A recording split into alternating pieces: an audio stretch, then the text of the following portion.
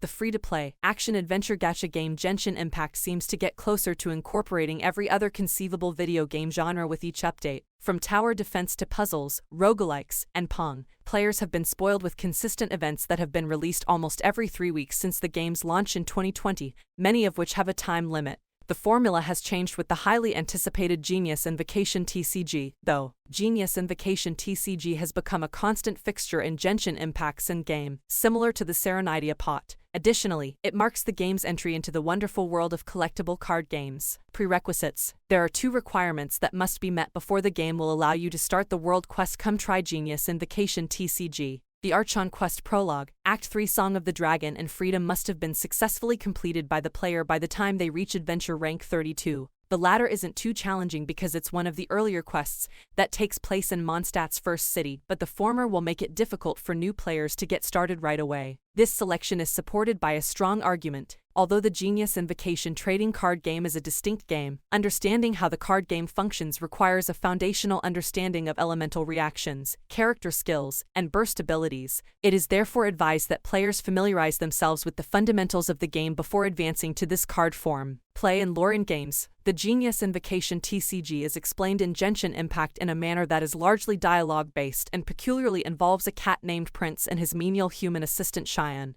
With some cards left unattended at the cat's tail, namely Dilek, Kia, and Sucrose, players will first challenge Diona. Your first deck consists of these 3 characters, and you will continue to use them in subsequent games until the quest is completed, at which point you are free to create your own deck and challenge other players. Your chances of obtaining more cards through tavern challenges, the invitation board, or by purchasing them from Prince increase as you play more games and earn player EXP and rank up. You can also receive the coveted Primogems, which can be used to make wishes for real in-game characters, as a reward for achieving some achievements. A Genius Invocation battle is known as a duel, and it typically lasts several rounds until all of one side's characters have been eliminated. 8 elemental dice, which can be used to purchase character abilities or action cards, will be rolled by each side at the start of each turn. The best result would be to roll as many Omni-Universal Element dice as you can.